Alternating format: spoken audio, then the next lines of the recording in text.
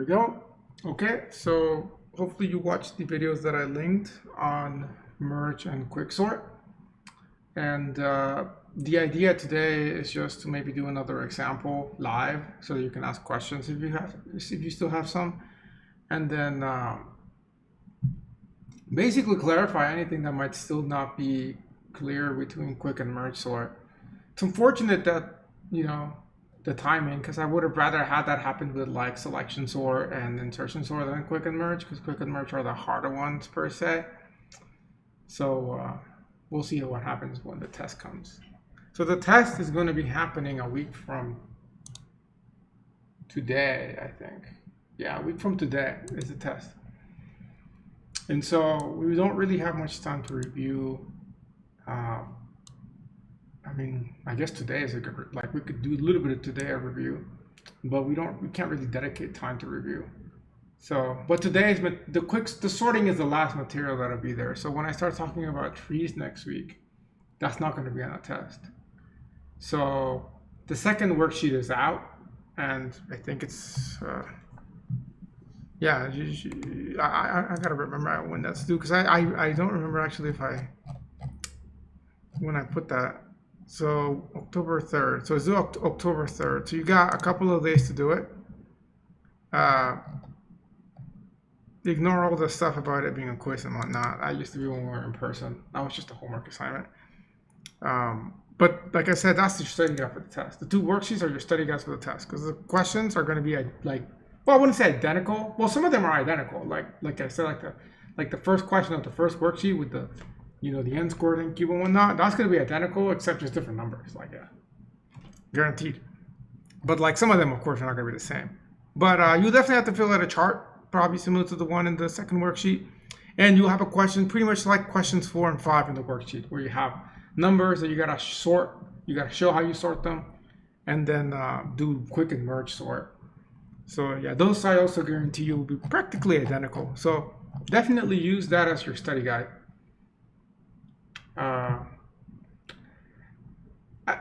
So what I meant with that is that it's slow, compared to like Quicksort and Mergesort, it's slow.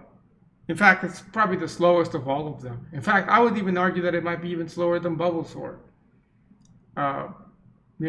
But then again, that's kind of iffy. But yeah, that's just what I mean, that it's slow. It's expensive in terms of time. Time is valuable. It costs a lot of time to run that.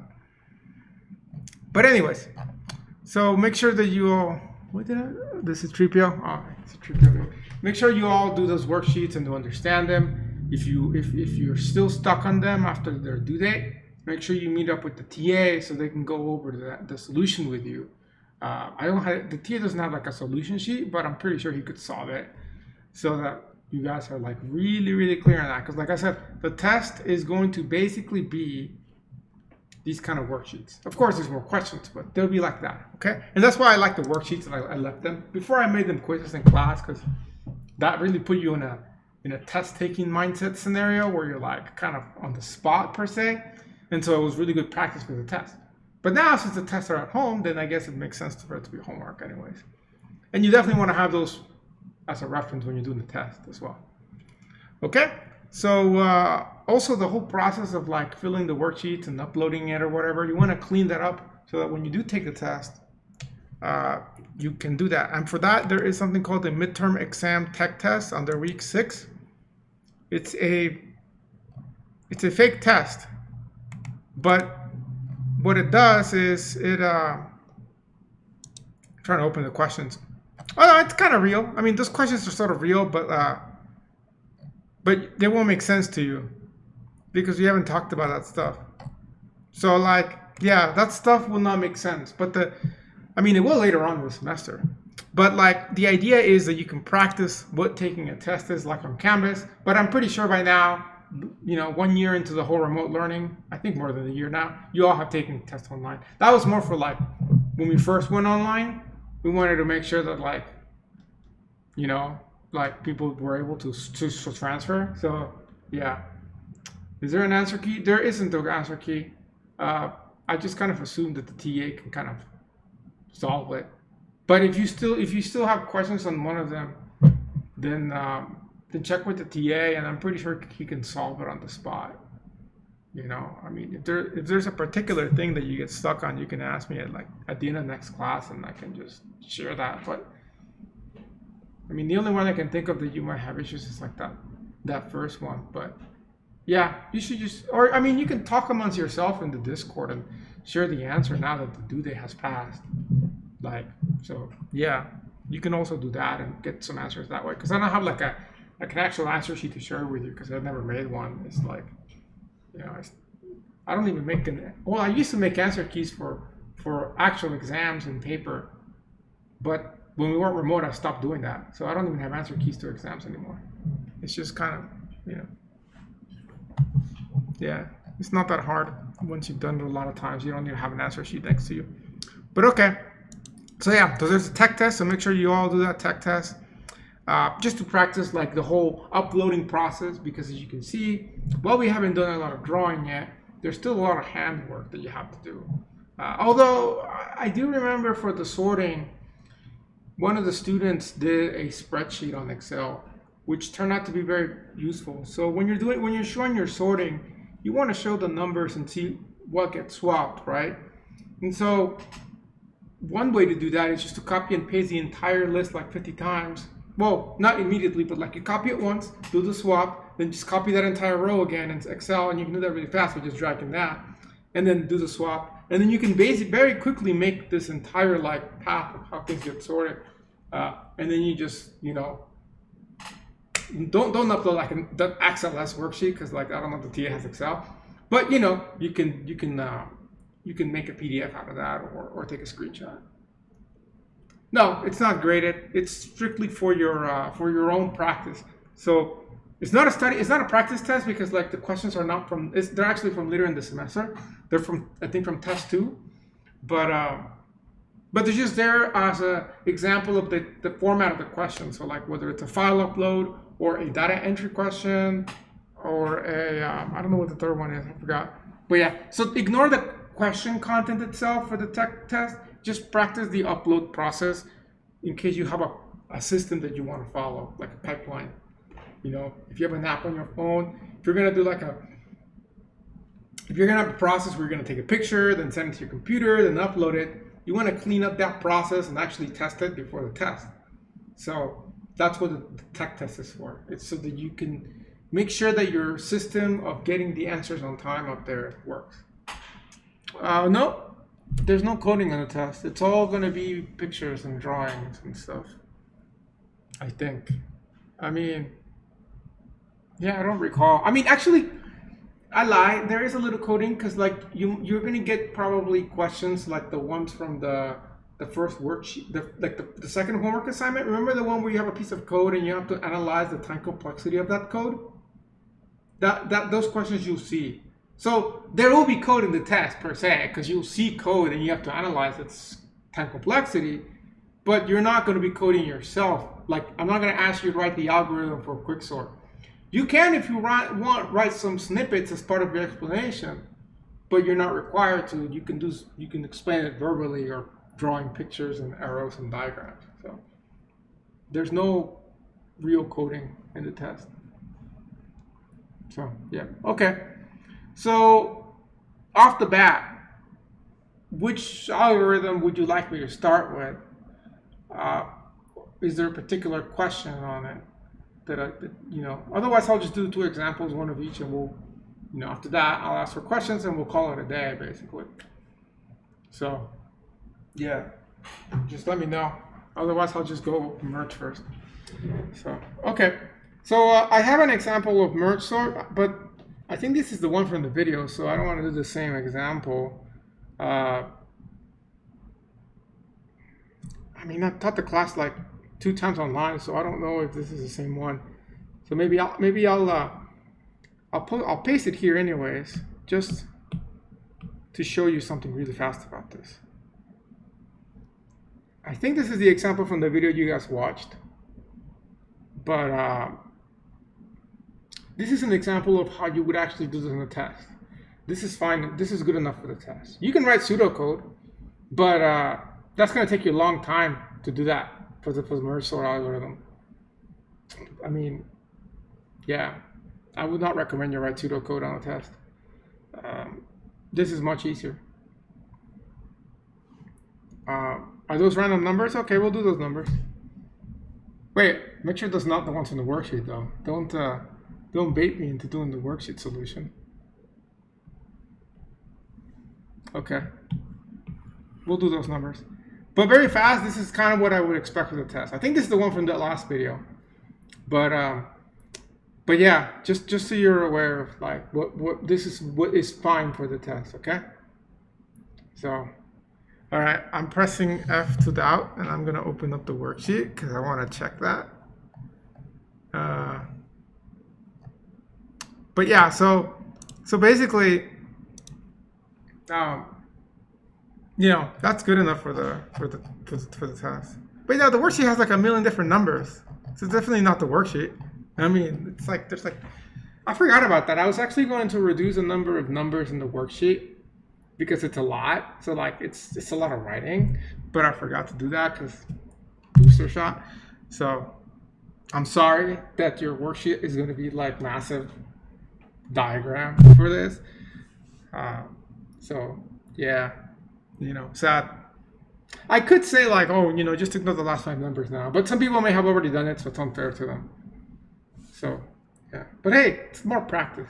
Okay, so we're for the merge sort is actually relatively easy to explain. It's a little bit harder to code, but again, for the test, you don't have to code it. You have to do that for the homework, so you get enough practice doing that there. But the idea is that you're going to split it. You know, so you start out with the algorithm, and then you cut it in half. Now, if it doesn't cut in half perfectly, like is the case here, because there's an odd number of digits, then you just plus 1 or minus 1, round up, round down, but you're consistent on that operation, okay? So in this case, I'm going to just do integer division and basically taking the floor function, right? So here we have 2, 4, 6, 7 divided by 2. So what is 7 divided by 2? Well, that's actually going to be 3.5, but the 0.5 gets dropped in integer division. So in fact, in Python, you do 2 dashes for integer division. So we'll do 1 though, because it's C++. But yeah, so in that case, you know, if we say 0, 1, 2, 3, 4, 5, 6, you also have the choice here. If you see that, you want to go with 2. Don't just go with 3, because, you know, bad things might happen there if you're doing something with like a single digit, where you're doing like 1 divided by 2. No, actually, that will give you 0, which will be okay. What about 3 divided by 2? That will give you 1.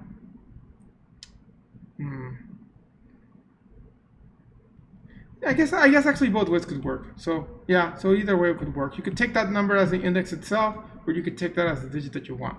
But here we're going to do it as the digit before, okay? So in this case, when I do this split right here, then I can go ahead and split this into their own sublists, okay? And then you're basically going to do the same thing over and over again. And the beauty for this is that you can parallelize it, because at this point, after you've split it, this could be sent to one computer, and then the 3 on the left here could be sent to another computer. And so they can be working parallel to each other, independent of each other. There's nothing that slows them down. And so, of course, probably the one with 3 digits may finish before the one with 4 digits, but that's not the, you know, it's still going to be much faster than if one computer was doing the whole thing. Okay? So now when you get to the next step, you're going to do the same thing. So you're going to split these up again. And so what you would do is you draw some arrows to sort of indicate what is happening here. And then of course here you will also split this. If it's happening parallel, then you can show it like this. Otherwise you can number your arrows like the way this is happening. So you could say like 1, and then this split happens again. So then this happens. This goes over. Actually, technically we're consistent, so we have to go this way. And this happens, so you can see something like 2, 3, and then this gets split again into 5 and 7. So this is 4 and 5, 6, 7, 8, and then 9, 10, 11, and 12. I'm not going to put those because it'll take too long, but yeah. So once everything is split, this goes down to the same, so I'm not going to put a number here. I guess I'll just keep it as 2. But yeah, once everything is split is when you actually start merging that it gets interesting in the code. Do we have to include that in our code to check if it even or odd? Because we get 10,000 fleet size, so it was even. I mean, I would do that anyways because it's like one line of code, and like, you know, you might as well play it safe. But I guess in theory you would get away with it if you don't. But I don't know. It's like, who knows? Weird things could happen. So I don't know. So I don't know. In theory, no, you could get away with it. Be okay, I think. But when to play it safe, it's just one line of code. In fact, if you just do the integer division, the rounding down will happen automatically. So just make sure you do integer division, and you don't have to worry about it.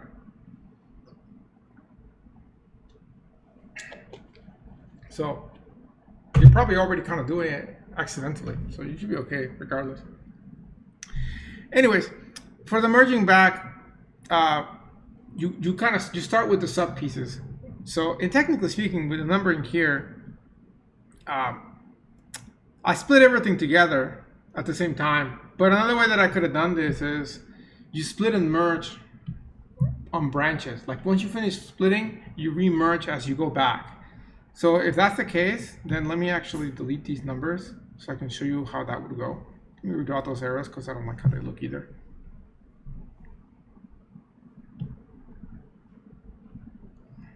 There we go. Maybe use a different color for that.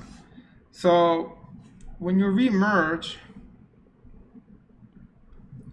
first of all, this has nothing to remerge, so it just kind of keeps going down. But when you remerge, you sort of start out with the two lists. So you can think of them like list 1 and list 2. And you start with, I wouldn't call it a pointer, but it's just an indice, an integer index. And then you're going to shift this forward as you go, one at a time, basically. So in this case, you only have one in each, so it's kind of trivial. You pick the one with the smallest first, so it's 5, and then this finishes. So because this is finished, then you don't even need to look at the rest of the top. You can just automatically insert the remainder of that list. But again, that's kind of trivial because it's just 2 digits in there, so it's not very clear. But yeah, so this remerging happens next. So this will be basically 4 and 5, and then 6 and 7. And then you want to remerge it with this as well now. So we're going to remerge the 1 in here. So that's going to be the next step. And so to do that, you have, again, 2 lists. You have 1 and you have 5, 7. And then you have your indices starting before both of them. Like, you know, here and here. Think of like pointing there. And so you look and see which number is smaller. The 1 is smaller. So you keep the 1 first. So this thing moves here.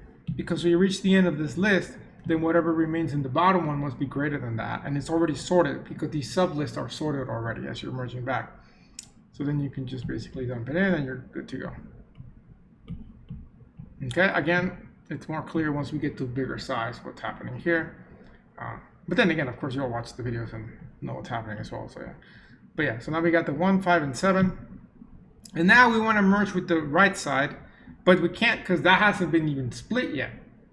So technically speaking, you know, this is step 9. When we merge that, then we have to split this, go to step 10, 11, 12, actually technically 11 first.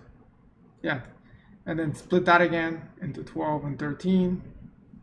And then merge this back together.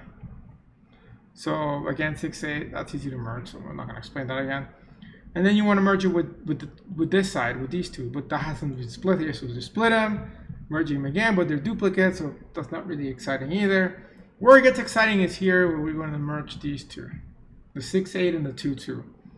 So again, you put the 2 lists side by side, and you put your indices at the beginning of each, and you basically work your way there. So you're like, okay, which one's smaller, 2 or 6? 2 is smaller, so you put that there, and this moves on here. So now you're looking at the second 2 and then at the 6 still. Which one's smaller?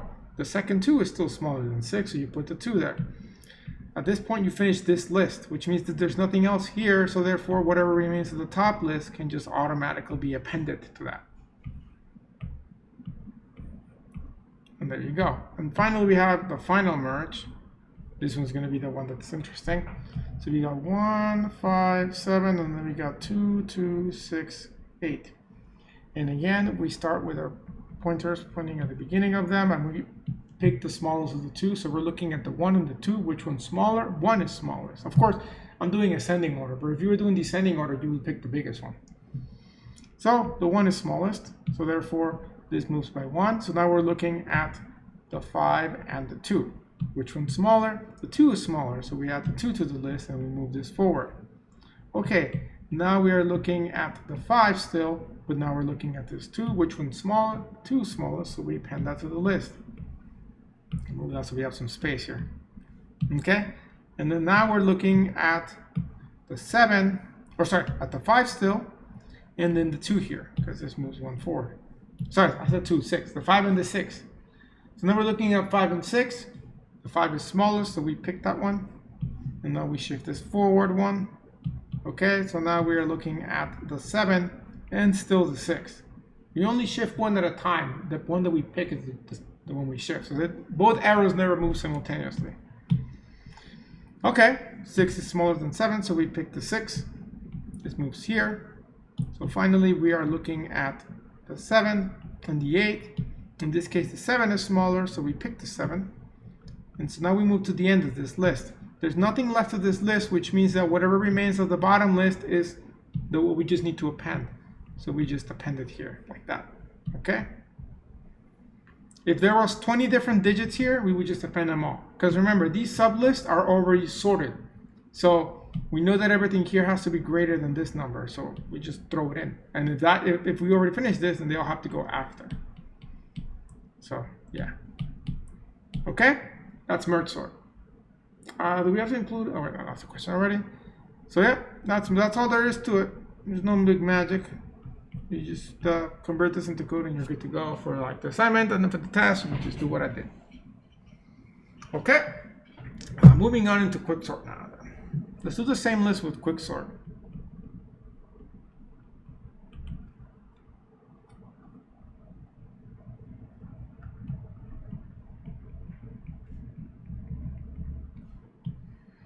And by the way, the time complexity of Mergesort is n log n, which is really, really fast. We're talking about this being one of the fastest algorithms out there.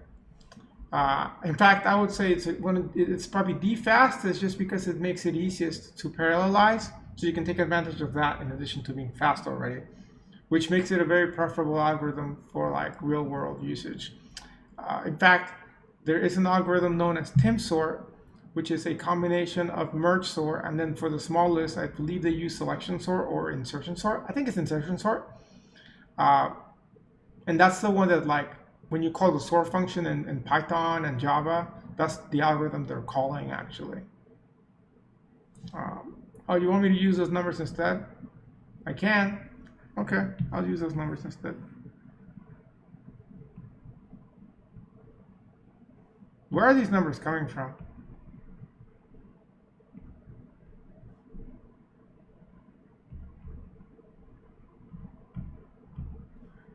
This is weird. I'm like, the numbers, Mason, what do they mean?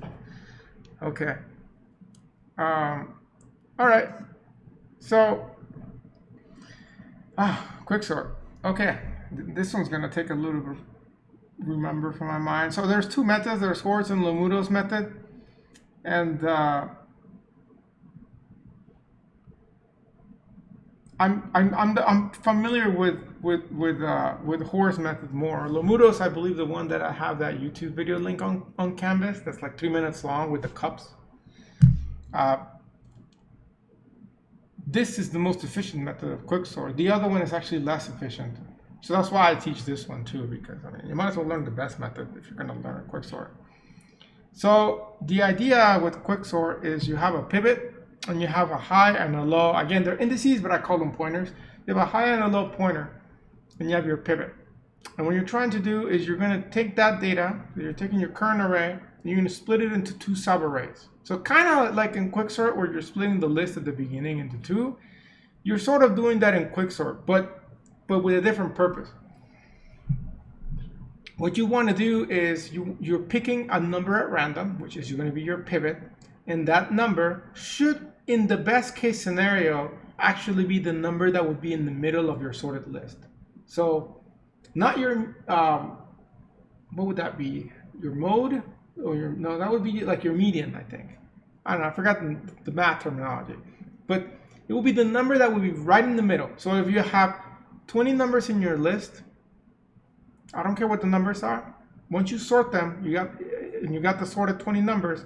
The number that is in spot 10, it would be the ideal number to have as your pivot. If you don't, it's okay. But if you really get unlucky and always pick as a pivot either the largest number or the smallest number of that sub list, what's going to end up happening is your quicksort algorithm that's n log n is going to actually end up being O(n) squared, and it'll be just as fast as bubble sort. So that's the big issue with quicksort. Quicksort, if you're doing things in a single processor sequentially, there's no parallel programming, quicksort is actually faster than Mergesort. With that caveat, that if you really get unlucky with the pivot selection, it'll actually go slow down as slow as bubble sort. But that's actually really hard to do. Like, you have to be really unlucky for that to happen. And there's a lot of ways to pick the pivot, but one of the easiest ways is just to pick a random. And as weird as it sounds, that randomness of picking any number as pivot actually will help you, because if you if I use a random number generator right now and I tell it to pick a number between 0 and 100, and I want to have some good odds of what's a safe number to pick that would be close to my solution, it should be somewhere in the middle. Might not be exactly 50. It could be definitely 1 or 100, but there's higher chances of really getting something kind of central than on the edge. So, but that gets into some weird probability. So just remember, a random pivot is usually okay, is good enough. Because trying to find the median of a list so you can always pick the perfect pivot is a slow process too. And that would defeat the whole purpose. Because you're like, well, if the perfect pivot is the middle number in the list, why don't I just look for it?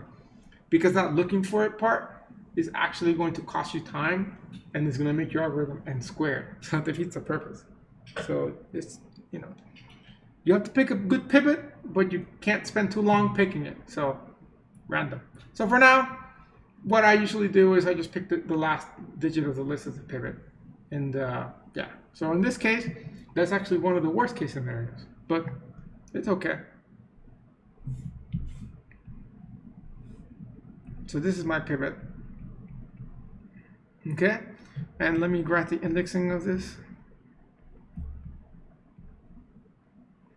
Okay, and so I got my pivot at index 6, which is the 7th value. Okay, and I'm going to create my low and high pointer. Actually, let me put them on the top. Let me drag this down a little bit and shrink it a slight bit.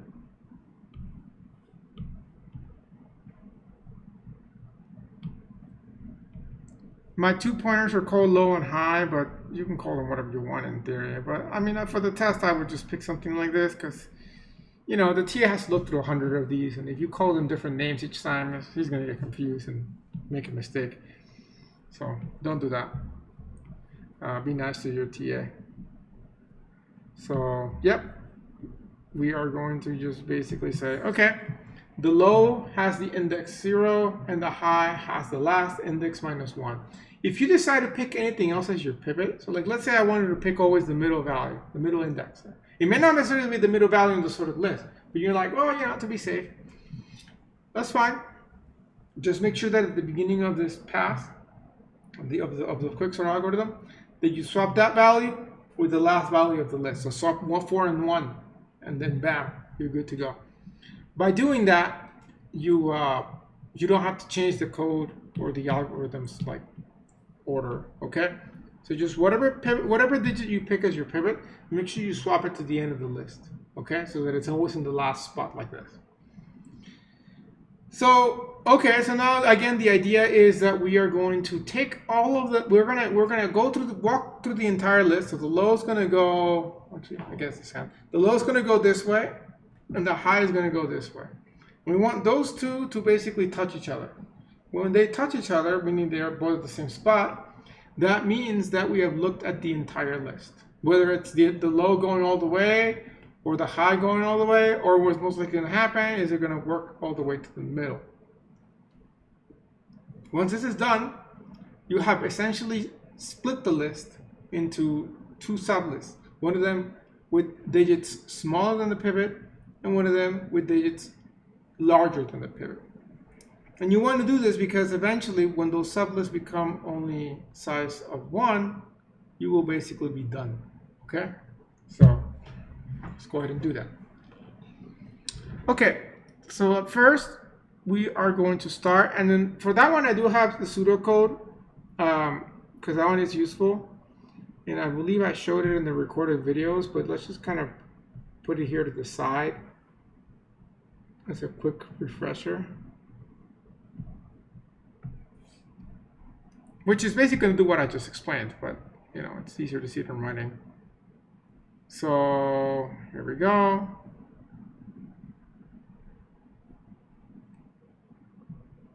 Ignore this old example. Again, you can see the video for that example. But basically, you know, we have a left and a right called Quicksort on. And what you do is you start working with the array. We're going to call it A. And low is that index. And we're saying if the value found at the index of low is greater than the pivot, we have to swap it because it should go to the on the right list, right? On the bigger than pivot list. And so what we're going to swap it with is going to swap it with whatever the high pointer is pointing to. So swap low and high, but we only want to do that if whatever high is pointing to is actually smaller than the pivot. If it's not the case that it's smaller, if it's also bigger than the pivot, then we win nothing by swapping it. So in that case, what we have to do is you have to drag the high less, we have to keep decreasing it until we find something that we can swap it with. Okay? And I believe that that's what this while loop is essentially doing. Okay? So, having said that, let's just run it. So, we start with low, and we see that low is bigger than the pivot, so we actually want to swap this immediately with something on that side. However, we can't swap it with 7 because 7 is also bigger than the pivot. If we did, then we're not doing anything because it's not really helping. Oh, something I really fast forgot to mention. Mergesort is a stable sorting algorithm, so you don't have to worry about anything with that. But Quicksort's not, okay? And you'll see why in a second here. But just wanted to mention that. But yeah, so we want to swap 3 with something because 3 is bigger than the pivot. But what do we swap it with? So we start looking. Okay. This is no good because it's bigger than the pivot, so let's go down by 1. Okay, we got a 3, but this 3 is also bigger than the pivot, so no good. We have a 4. This 4 is bigger than the pivot, bigger than the pivot, bigger than the pivot, and then bam. It turns out that we actually have high and low, and that's why I said this is like the worst case scenario with the 1 there, that have hit each other. So we basically said, well, guess what? Everything to the right of me is bigger than the pivot. Or I guess, yeah, it's the right hand. Everything to the right of me is bigger than the pivot. So there's really nothing I can swap it with. So then you say you're done. So the last step that you do before you finish this iteration is you need to put the pivot in the right spot. And in this case, all you got to do, since high and low are pointing to the same spot, is just basically swap this value with the value of the pivot as long as the value of what you have is bigger than the pivot, okay? Which it is. So the next iteration of this is going to basically look like this. So like I said, I'm not a fan of that specific example because that would happen there already, but it's okay.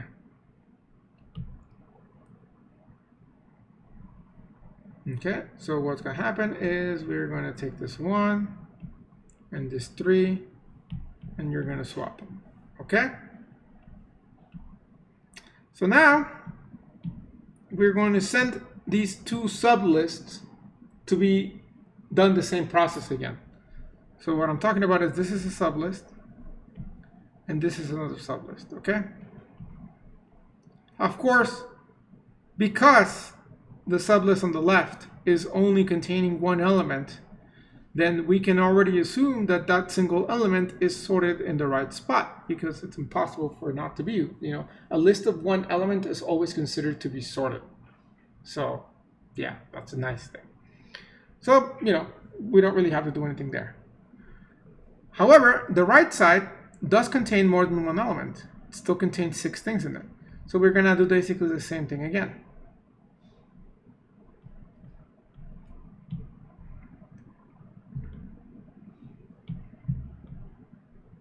And in a test you can put something like sorted. I know that that section's sorted. So now again, you're going to pick the pivot. So now again, you just pick the largest item or whatever you do, but swap it to the last spot. Not largest, last item. That's what I meant. And then just work with that. Okay. So let me move this code down so I have some space here. There we go. So this one's will be a little bit better of an example there, because things will be more interesting. But and also let me copy it one more time so that I show all my steps like you would on a test. So let me copy like that. Okay. So I start out with the low and the high. Already here I have something that is bigger than the pivot, so I want to swap this with the pivot. Actually, this is not nice of an example because it's got a 3 there, which will be, it goes at the end, but okay. Okay, again, we want to swap the low because it's bigger than the pivot with something over here. But this number here is also bigger than the pivot, so it's no good. So we move to the 3. The 3 over here, like this, this kind of shows you why this isn't particularly stable, because as you can see, that 3 was like, in the beginning of the list, and now it's at the end. So it's already, these 3s got swapped in order, so they're not particularly good for if you want stability, because they've been swapped. So yeah, but yeah, so you do nothing here because actually, with duplicates, do you swap or do you not swap? It doesn't matter actually. You could swap, but it's not going to break the code if you don't swap. I actually am not going to swap, just because if I do swap, the example is not going to get any better per se. Or is it going to get better? I'm trying to look ahead into the future and see if which swap would actually give me a better pivot, so you can see some good swapping going on. So if this stays the way it is, we're going to end up with the 3 there.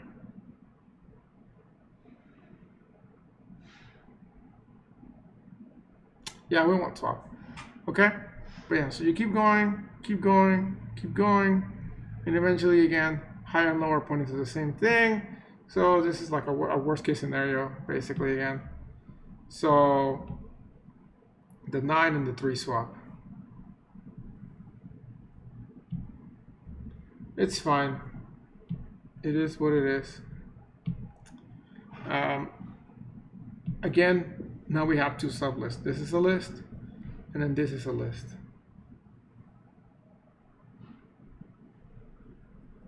Okay? Again, the right side is, or the left side, is a single item in the list, so that is considered to be sorted. But the other one is not, so we're going to have to deal with it.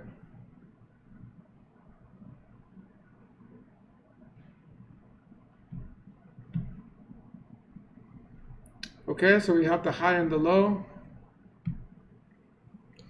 And then, maybe we should have stopped. It's okay. We're going to run it again. Although this time you'll see things are smaller, so that'll actually be better.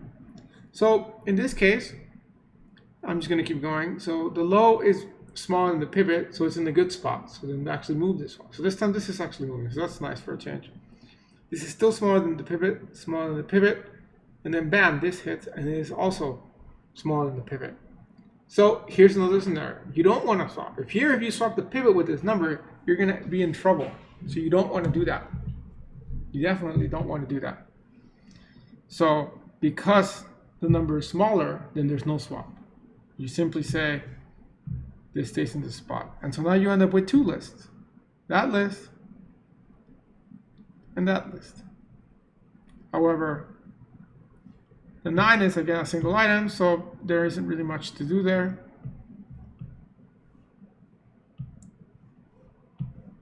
But the 4 items here, you do put. So now we're end up with this scenario, okay? How about pivot is equal to the first plus the last plus 1 divided by 2? Are you talking, when you say first plus last, are you doing like indexing? I'm not sure I follow. So the pivot has to be a real number in the list, though. You can't like you can't make up the number. It has to be an existing number. So I'm not sure I follow what you mean by first by last. The last index is the last index. You can't add more to that. And if you divide the indexes by half, you're just picking the middle number. So why not just say the size divided by 2? Yeah, it's very sad that you did come up with that scenario. We're just going to persist this example and hope for the best. Anyways, so we got low, high, and pivot again. This is smaller than pivot. Go, bam. This hits. So this calls what the pivot is staying. So again, nothing happens. So now we got 3 items left in our list. And then finally here, things will be somewhat interesting with the last 3 digits. Because the low is going to have a 5, the high is going to have a 4, and the pivot is going to have a 3, which is actually not the worst case. So this is like not the worst case scenario. This is second worst case scenario, I guess. Just because of that. You know, so there you go. Silver lining is it's not the edge case. It's almost the edge case, but not quite.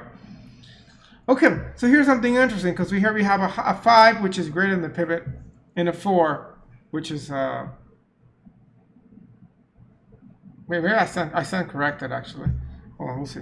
Anyways, so this is bigger than the pivot, and this is bigger than the pivot. So it's going to go here, and it's going to swap the 3 to the 5 because the 5 is greater than the 3.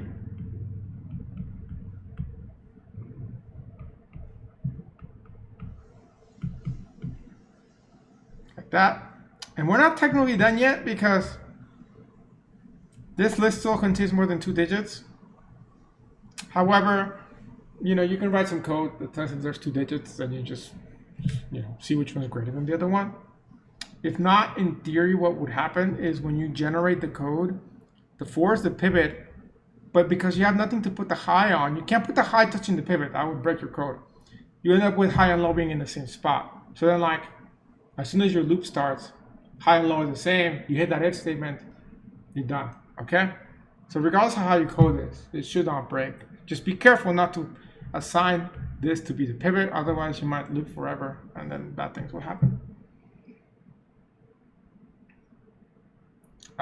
So yeah. Did I make a mistake?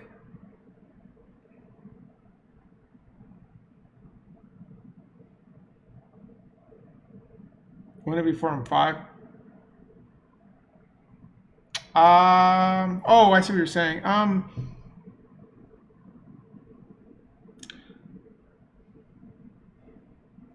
What was the pivot? Was the pivot at 3 or was it the pivot was 3, right? Yeah, the pivot was 3, so you're right. Yeah, the pivot was 3, so yeah, it should be 4 and 5. You're right. Yeah. That's right. That's because I kind of skipped stuff. But yes, you're right. It should be 4 and 5 in the sub list. Because you pick the stuff on the pivot, you know. So, yeah. Okay. So anyways, let's just do one more partition where the numbers are in the middle, so it's a little more interesting. So let me just make up an example where that's the case. So let's just say we're doing letters. Let's just do like an M. And then let's just have like a bunch of letters here, like a X, B, D, G, T, C, L. Actually, I don't know where L is, so this is V. Well, actually, no, let's do A. Yeah. Okay. So let's say we have a list like this, just so you can see a little bit more swap action than what we've seen so far. I still don't follow you what you're saying with your first and last. Maybe you're not explaining it correctly. What are you adding when it's first and last? Are those indices or what are they? Because the first indice is always going to be 0, right? So maybe what you're saying is the first indice of your beginning of your partition, in which case all you're doing when you're saying first and last plus 1 divided by 2. Yeah, so you're just picking the middle value then. So when you're doing that, you're just picking, instead of picking the last value, you're just picking the middle value of the list. But that's not particularly any different than picking the last value. Like, that wouldn't, I mean, there are some scenarios that will benefit from that, such as if your list is completely descending order, then you will avoid that edge case. But there's also scenarios where the middle value of a really like a spiral sort of list ordering would still be n squared. So I wouldn't say it's particularly a better way of picking a pivot, but it's not worst. It's just another way. So yeah, I mean it works, but there isn't particularly like it's a science, you know. So yeah, it works, but you know, it's questionable whether it's better. You know, you would want to do some, it'd be interesting to do analysis on that.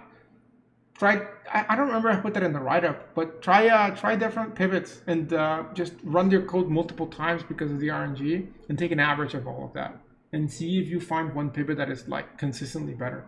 That would be an interesting experiment to run if you're willing to spend the time for it.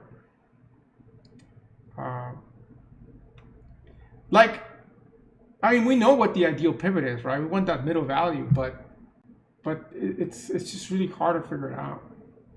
So, but yeah, definitely check it out. I mean, heck, if you find some pivot that is like consistently better, then you could publish that as a paper, and it'd be actually pretty cool. I'm sure there's like actual academic research on this that's pretty in depth. Because that's the biggest thing with with Quicksort is the pivot picking. That's kind of like what holds Quicksort back compared to like Mergesort. You have that sort of RNG aspect that you're like, you know, you rely on the RNG gods essentially. So yeah, okay. Anyways, like I said, I wanted to do one example where we don't have that weird scenario that we've been having. So I think this one will be okay. So we have a high, low, and a pivot. This time the pivot is somewhat in the middle. At least, you know, based on my alphabet knowledge, it looks to be somewhat in the middle, but we'll see. But here we have an example that will at least things will swap, okay? So we start looking at the high. Oh, wait, what? I flipped the pointers. Okay, we start looking at the low, and the low is pointing to a value that is definitely bigger than the pivot, right? X is bigger than the M.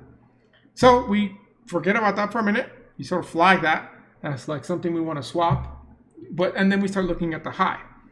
The high is smaller than the pivot. That's convenient. That's something that we can definitely swap it with. And so the swap happens.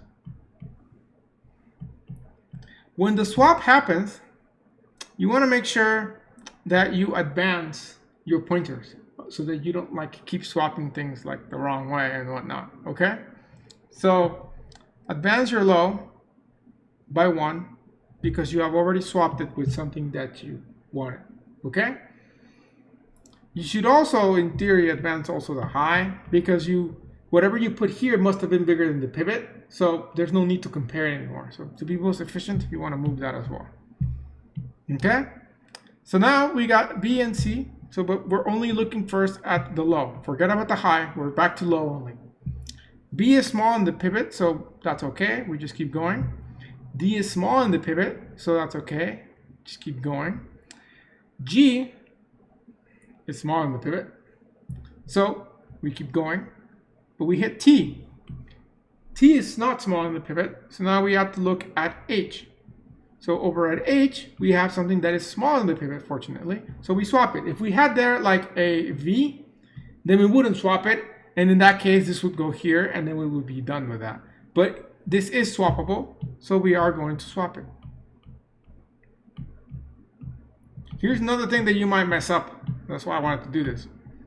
If you do your increases like I was saying, you're going to end up with something like that and your code's going to break.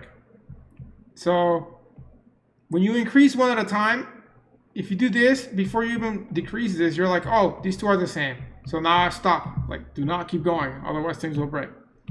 So you can stop it then. Okay?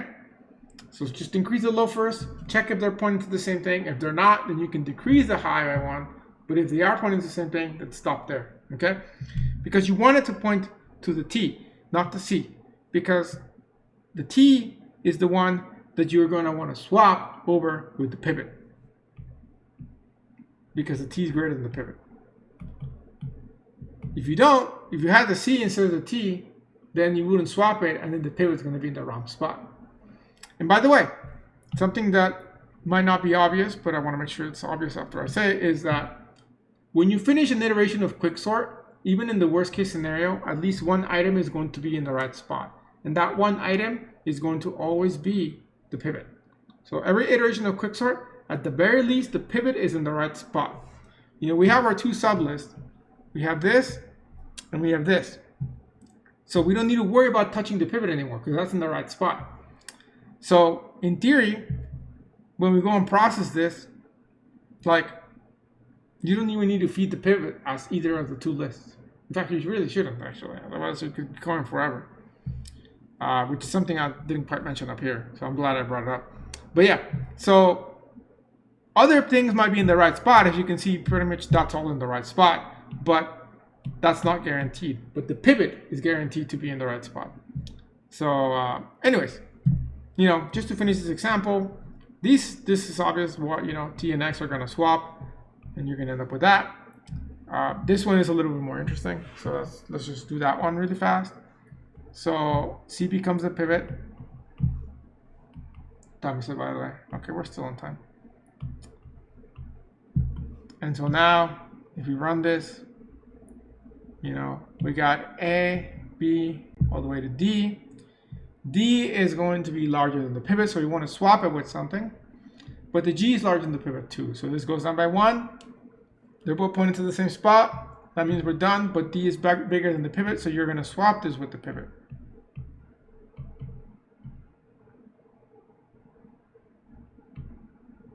Okay? So now, these are your two sublists, technically. You don't need to feed the pivot, because again, the pivot's guaranteed to be in the right spot. And as you can see, you know, technically this will run one more time with the high and the low like this, but, you know, the D and the G will swap. So ultimately, you will end up with your sorted list like that. Okay? So there you go. Don't ask me to do the example with the other method because I'm not too familiar with it. But in the test, you just do whichever one you want. So I would encourage you to do this method. It's actually going to be less iterations and whatnot.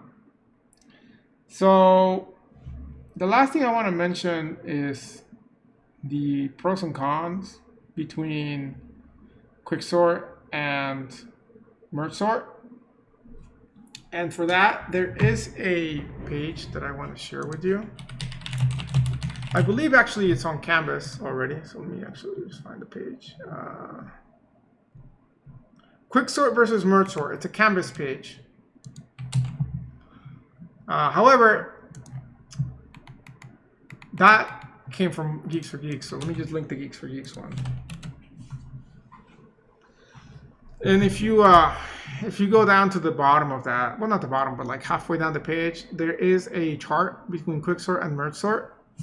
And you can kind of look at that if you're curious. But the biggest thing is, of course, that the big O of Mergesort is n log n, and the Quicksort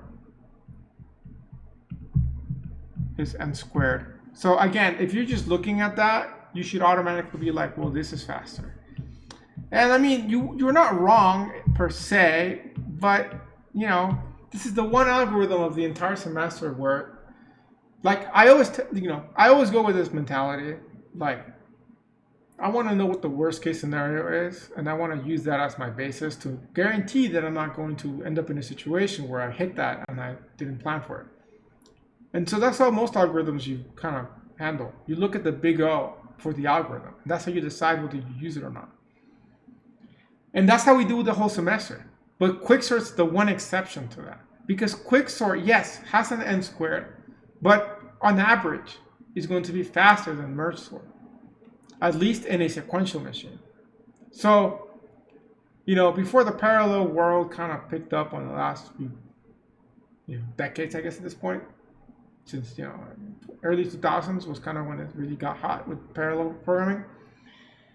Before that, Quicksort was like the go-to. Like there was just nothing but it was faster. I mean, sure you had these weird edge cases, but it was faster. You just kind of accepted that.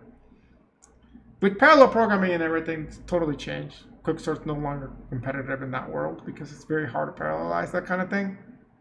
At least harder than Mergesort. There is an iterative version of Quicksort known as LampSort, which you can Google and watch. It's actually really complicated. But that's a good thing because if you can make Quicksort non-recursive, then you can parallelize it much easier. But still, just based on what I see used in the real world, with TimSort particularly, it just seems that Mergesort is winning that race in terms of faster. So, yeah, that's all I'll say about that. However, if you want to know more details about it, you can see that table. They talk about locality of reference. That's an important term that you may not be as familiar with, but you will when you take 219. It has to do with memory and loading pieces of the program. Like, if you think about it, with Quicksort, as you're moving your pointers this way, you kind of know what to load next in memory before you get there. If your pointers are moving here, if something is moving this way, then you should load this because you're going to get there pretty soon, right? So that helps with that locality of reference. Mergesort, it's still pretty good at that, but it's technically not as good. So, also, Quicksort is great because you can actually do the entire algorithm in a single bout. Like, you don't need to make new arrays. You can it's all in place. With Mergesort, it's just like a headache if you want to do it in place. You definitely want to do this like as two separate, you want to build a new array as you're merging back together. Otherwise, no, it just does not work. So because of that, here they list this Mergesort as like more of a linked list kind of thing. You don't have to particularly do it linked list style, but you will have to build a new array as you're merging stuff together. Whereas with Quicksort, it can all just happen in the same array, and you're good to go. So as space is concerned, Quicksort is a little bit better. For the Quicksort, how do we get that put together as a sorted list? So you can do what I did here, which is you can just keep drawing the list every time, as I see, and then just square out the section that you're doing, but just keep writing the list down. Okay, so put lines marking what you're sorting, and then the rest just kind of bring down. So as a quick example, let's just say we're sorting the following digits: 5.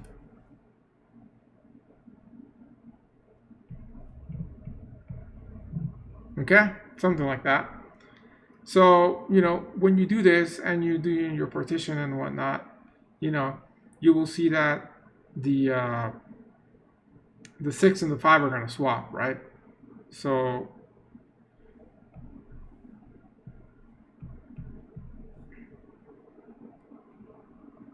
as you're dealing with this side, you might be like, okay, well now from here, we're going to swap the 7 and the 6. Okay, and then from there, you're going to swap the 7 and 8. So what you can do to show the rest is you can just do some arrows.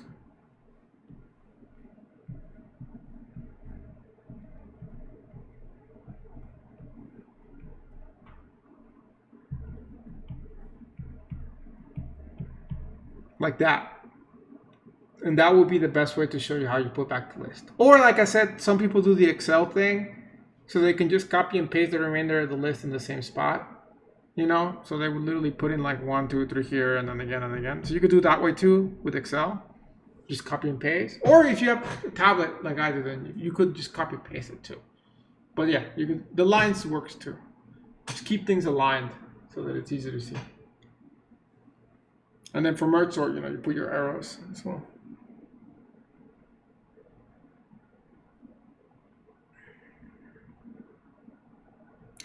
I talked about stability already.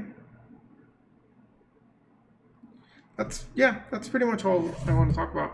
So yeah, you just, you know, it takes a little bit of practice to become faster at these algorithms. That's really what you want to do before the test, so you don't run out of time. It's just practice a few times.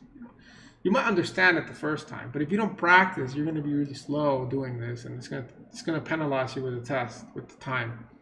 So definitely practice. Okay. So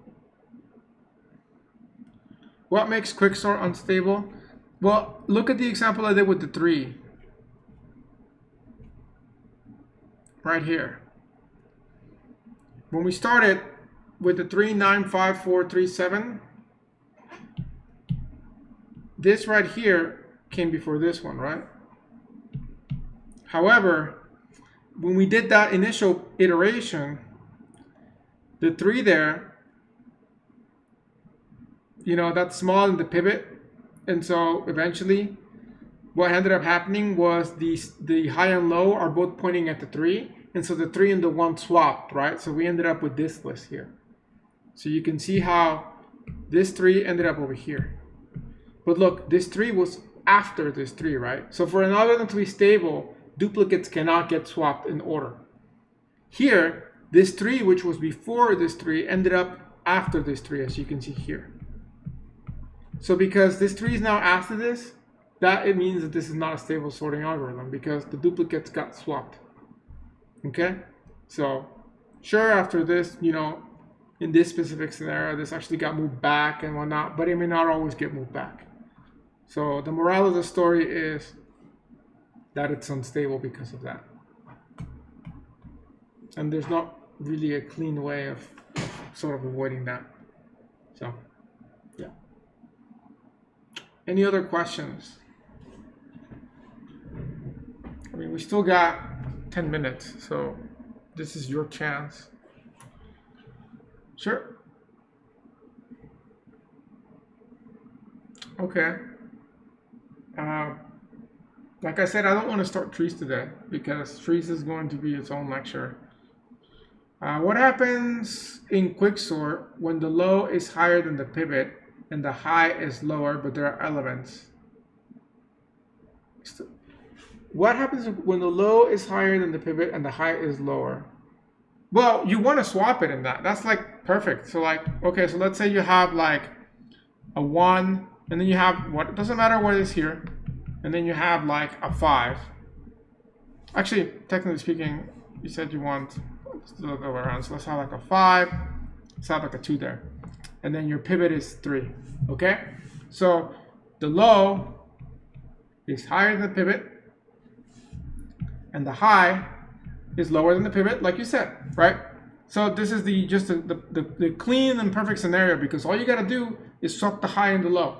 So in this case, you just swap the 5 and the 2, like that. And that's your pivot, of course. So after you do that, first you increase the low. You make sure that the low and high are not touching each other. And then you decrease that. And then from there you start over. Yeah, you don't touch the pivot.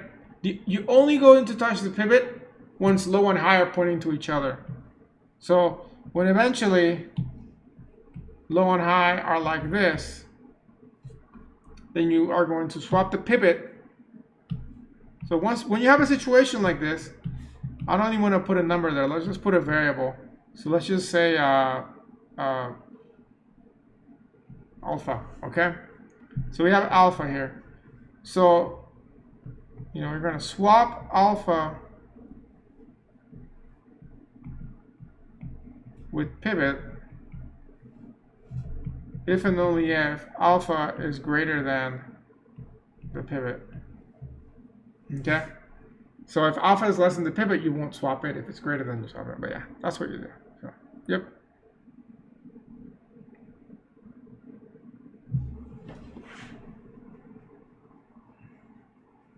And make sure you only do this when high and low are equal. When high is equal to low. I'm open to other questions. Pivot will be the last element in an array. So, like I said, you can pick whatever you want for your pivot, but so that the algorithm that I show you the way it works, after you decide to pick, like, if you pick the first, let's just say, for example, that you pick the first element as your pivot, okay? If what you want to use as your pivot is your first element, just make sure that you actually take that and you put it at the end of the list by swapping it with the currently last item of the list. And then start the algorithm. So make sure your pivot is always the last element. It doesn't have to be, like, you can put whatever you want there, but just move it there. Otherwise, you could code Quicksort so that the pivot's at the beginning of the list, and it would work too. You just have to change a lot of like greater than signs to less than signs and indexing and whatnot. But it's just going to be more work. So, you just learn to do it with the pivot at the end, and then whatever it is you choose as the pivot, just move it there before you start the process. Okay? So yeah. Just so the code and the algorithm works.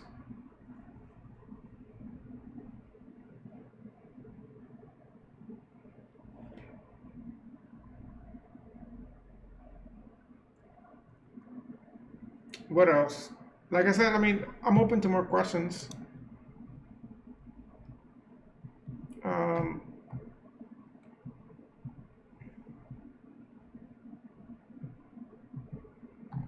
Yep.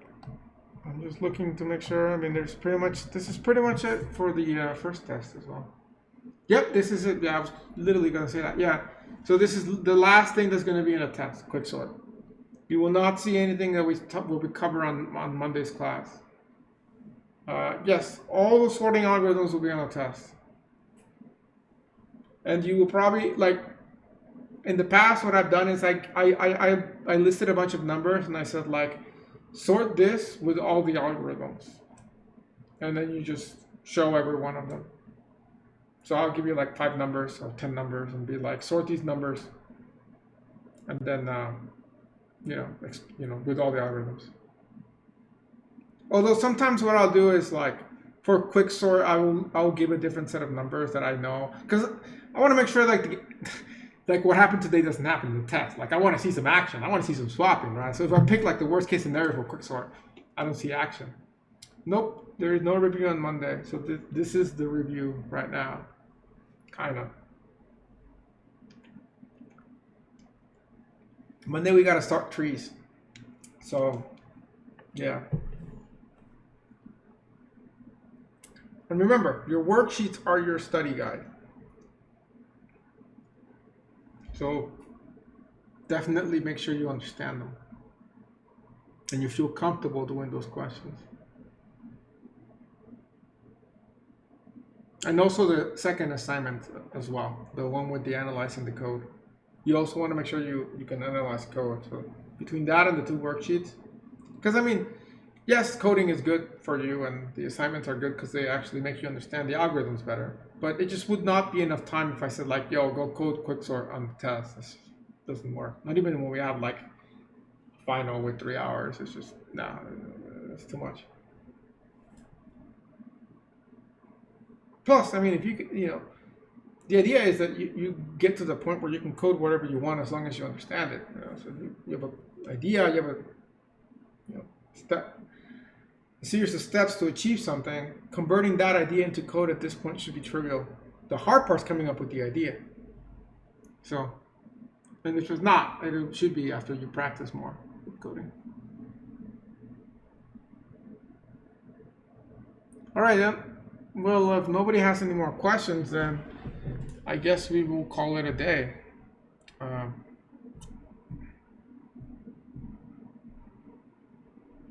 Yeah. All right then. For worksheet 1, is there a step-by-step on like how to think about to find Tn1 or T of n? That's fine. Don't worry about it. So you're talking about how to solve the recurrence relation, right? Or actually, let me open the worksheet. Let me make sure that you're that I'm thinking about. We're on the same page. Which question are you talking about in worksheet 1?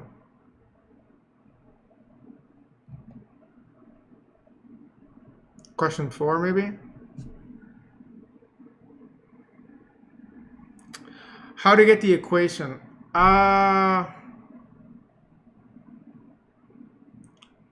Well,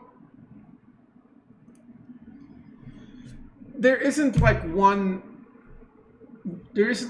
solution to this that like I tell you like, oh, you know, step 1, step 2, step 3, step 4. The best way to do this is to simplify the code of the recursion and see how close you get to your goal per iteration or not iteration, I guess, but per recursive call. Most of the time, it's just going to be the simple version that you saw there, where it's like -1, -2, and so on. Every time that you see a recursive call inside of a function that's already recursive, it's like a T of n inside of there. So in theory, you could have like a T of n, like multiple T of n calls inside of a T of n. Like T of n is equal to like 2 T of n plus like 3 T of n or something. That gets really nasty, and you won't really see those kind of things. But yeah. Oh, question 1, part 1. I thought you meant question 4.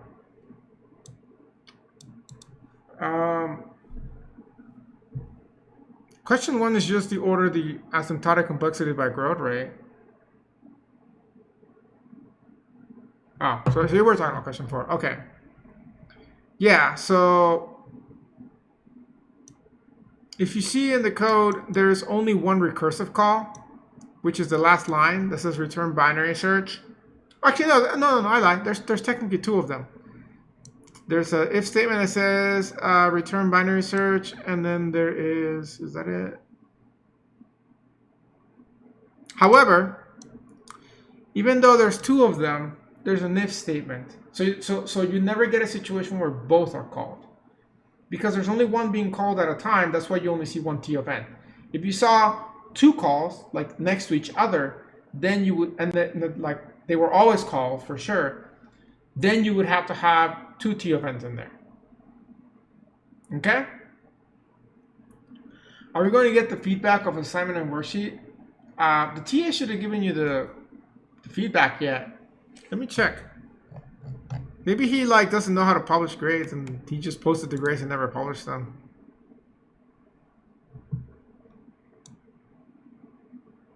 Oh yeah, they're all hidden.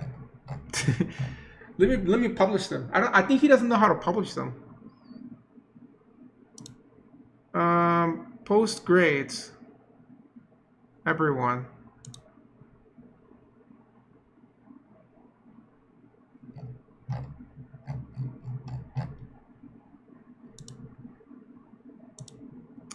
Post grades, everyone. Okay. Yeah, I'll tell him. I guess he didn't know about that because all these stuff is hidden. So I just posted the first 2 assignments. I do see assignment 3. He still hasn't graded yet. The worksheet, I think he graded as well. So I'm gonna post those as well. Well, I bet he's gonna get like a million different emails now from people who didn't like the grade or something now. This will be interesting. And then I guess the extra credit is also hidden.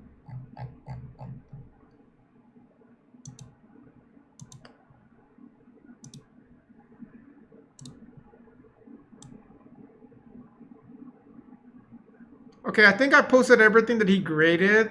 Like I said, assignment 3. Oh, I guess I have to post also the, what is it, the syllabus thing? Post grade. Okay. So I think everything has been posted. So yeah, the TA has office hours probably what, Wednesday or Tuesday or what is today? Today's Wednesday. So I don't know if he had office hours I think earlier today or something. So um, if you have any questions with the grading, send him an email or something, or meet him with office hours. I'm glad that you all brought that up though. But yeah, I'm gonna send him an email. He probably doesn't know how to post grades. He didn't know that was a thing. So, because I mean, like he's been telling me like, yeah, I just got this assignment done. I'm like, cool. But I don't know he actually like posted them. Now I'm gonna wonder that if well, actually no, the 202T has done this before, so she probably knows to post grades. I don't think this would happen in 202. So, yeah. Okay. When we do leave table on question 3 in worksheet 2, do you want us to fill in the table using a pencil? We can create a table, Word, and put in answers there. Whatever you want. Whatever is, well, here's the caveat. The TA is going to be grading it. So make sure that whatever you do is legible for the TA. So if you do it by hand, make sure it's legible. But doesn't matter. Whatever. See, this is what you want to do the method that you can finish the fastest. Like from like start to end, because you want to waste the least amount of time with like, uploading or doing this and that versus like actually doing the work. So any of those methods are fine. It's up to you. Just make sure that that the TA can understand what you're doing, and that's kind of the only important point. So, but yeah, should be good. My recommendation is to use Paint, but people kind of get triggered when I say that. I don't mean it in a bad way. I mean, it's just it's the fastest thing to just kind of do quickly. Just throw everything in Paint. You can even write words in Paint, and there's a little thing on Paint to do arrows. So, I mean, now that I have a tablet, like the tablet it's the meta per se. Like the tablet, you can get so much done quicker. But before the tablet, I was like a Paint person. So, yeah. All right. Well, we're out of time now. I'm glad that you all asked questions and that I got to answer them. I coordinate with the TA if you want to have a review session with him during his office hours. I'm sure he'd be down with that. So, coordinate with that if that's what you want. Otherwise, I'll see you guys next week. But again, next week is class as regular. I won't really be answering questions for the test. So I'm kind of glad we had a little bit of a review session per se. Well, not review, but at least QA session. Okay. So other than that, make sure you do your assignments. Again, your assignment is going to be the best practice for the test because you actually you go from understanding the algorithm to like really understanding them. Because if you can code the algorithm, you can translate that idea into actual code. You understand it much better because you understand all the nitpicks. Like right now, you're like, well, you just kind of put things together and then bam, you're done. You don't, that's all. But like once you actually understand the nitty gritty of like, oh, I got to do this and this, and I got to watch out for this special scenario or this scenario or this and that, you really understand the algorithm at a much higher level. And then even the paper stuff is easy. So definitely do the assignments before the test. I don't know if the deadline is before after the test. But even if, like the sorting algorithm deadline is after the test, which I don't remember if it is or not, I would encourage you to do it before the test. Okay? So, yeah. No, this is 302. That's right there. But yeah, all right. I am going to kick all the 302 people out because I got to switch over to the 202. But thank you all for watching the 302 and have a good weekend. Thank you for your patience with my situation on last Monday. But yes. All right. See you all later. I'm going to take a quick 5-minute break and I'll be back live.